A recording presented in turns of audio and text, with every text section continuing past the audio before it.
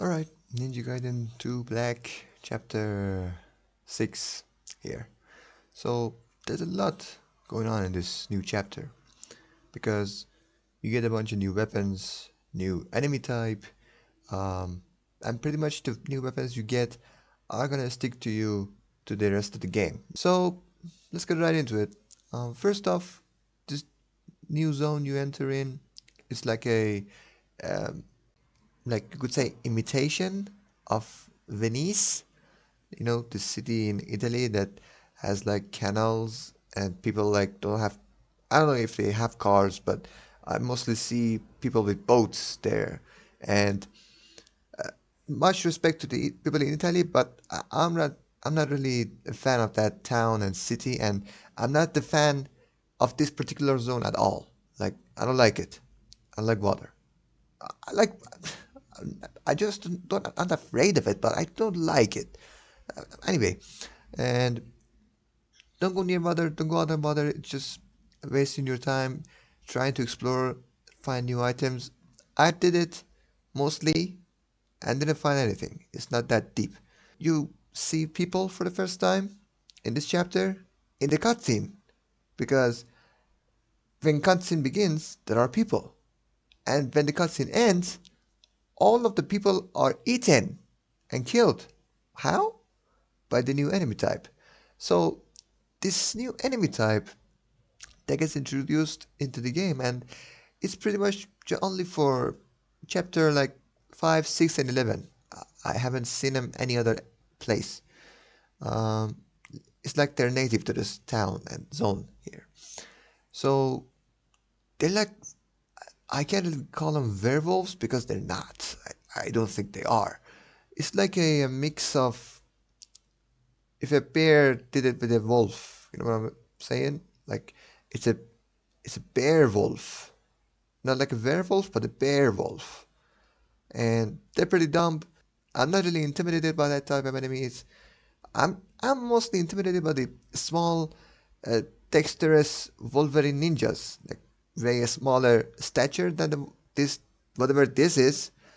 And yeah, it's kind of actually funny. Avoid the golden ones, like beware of them. They're quite tough, tougher than the black ones. And yeah, that's really pretty much about the new type of enemies. So you get a new weapon, you get a new Nimpo, and you get a new range weapon. So new weapon, new melee weapon is like a dual sword, like Miyamoto Musashi swords kind of stuff, and it's actually pretty strong, unique, and its ultimate ultimate technique, ultimate combo of this weapon is super satisfying. The way you just whirl around and chop enemies around you. Pff, you cut them to minces, bro. It's super fun playing with this weapon. And if it wasn't for the next weapon that we get in like the end of chapter 7, I would stick to this weapon to the end of the game. Period. But anyway, the weapon is great, but the thing is, I recommend that you don't use it until you at least level it up to rank 2. Not max. Max is great, would be great. I haven't maxed it yet, but the rank 2 is is top notch. Like it skips the katana even in priority and being well made and combos and everything. It's just beautiful.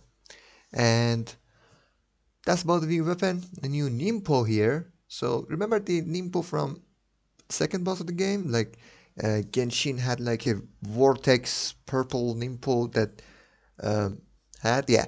You get exactly that, and this one is pretty much like the Nimpo you already have, the wind one, which we got in chapter 4, I think.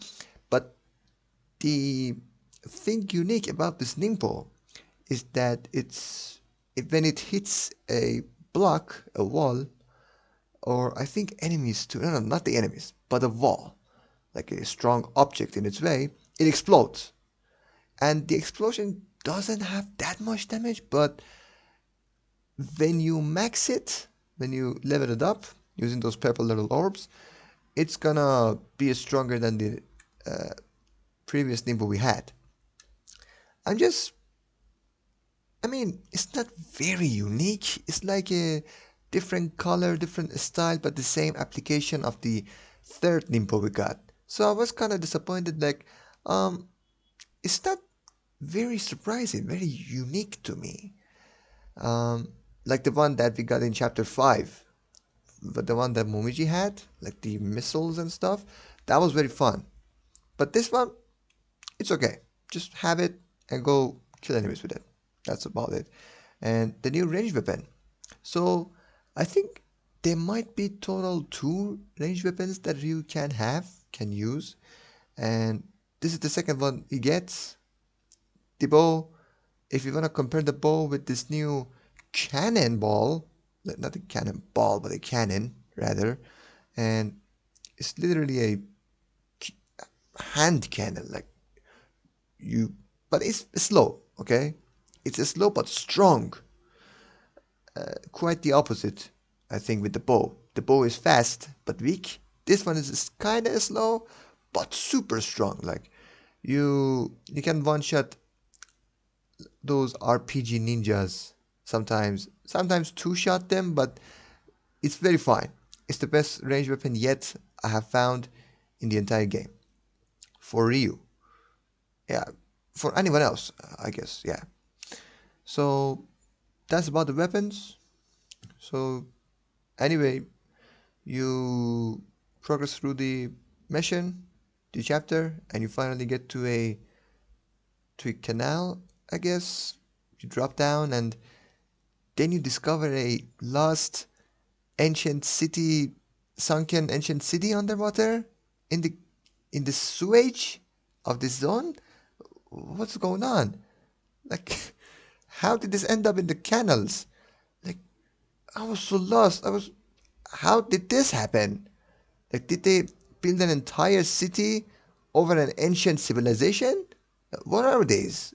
This should be a museum or something. Like, you should adore this. Instead, it's just sunken under the sewage and canals of the city. Like, it's so disrespectful. And I hate that area, I guess. I hate that area, should I mention? And yeah, not much to talk about here. There are a lot of fish around. Be careful with that. And they're the most annoying enemies in my eyes. And finally, we get the boss. Look, the boss has like two moves. All right. Even the third boss, the chapter 3 boss, the Metro Electric Shark shit, whatever, had like a bunch of moves. But this badass sick water dragon that looks like a um what was that? Pokemon? Bro, he has only two moves. And to make matters worse, you when the fight starts, you get stuck in a little platform. And how large is the boss? Is as large as me. And Ryu is my finger. Like he's on this platform, and then I go like, Nimpu, for example, should when I breathe here, Nimpu should go here.